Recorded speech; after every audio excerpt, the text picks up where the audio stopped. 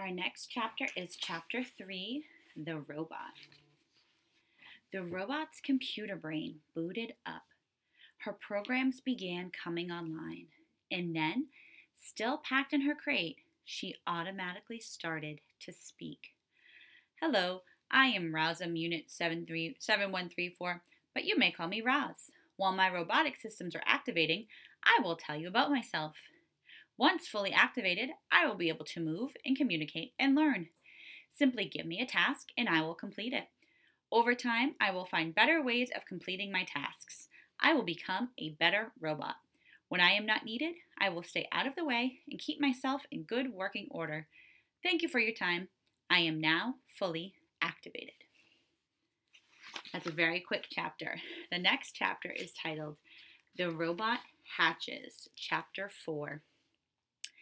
As you might know, robots don't really feel emotions, not the way animals do.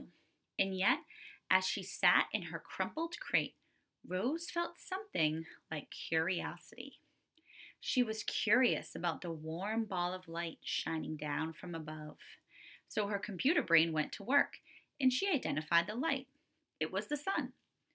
The robot felt her body absorbing the sun's energy. With each passing minute, she felt more awake. When her battery was good and full, Roz looked around and realized that she was packed inside a crate. She tried to move her arms, but they were restrained by cords. Restrained means that she's not able to move.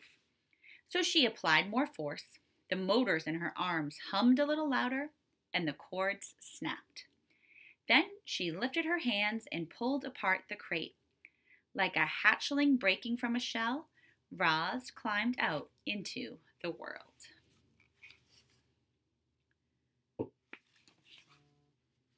And we'll do chapter 5 as well, The Robot Grave Site. The otters were now hiding behind a rock. Their round heads nervously poked up, and they watched as a sparkling monster emerged from the crate. Emerge means to come out. The monster slowly turned her head as she scanned the coastline. Her head turned and turned all the way around, and it didn't stop turning until she was looking right at the otters. Hello, otters. My name is Roz.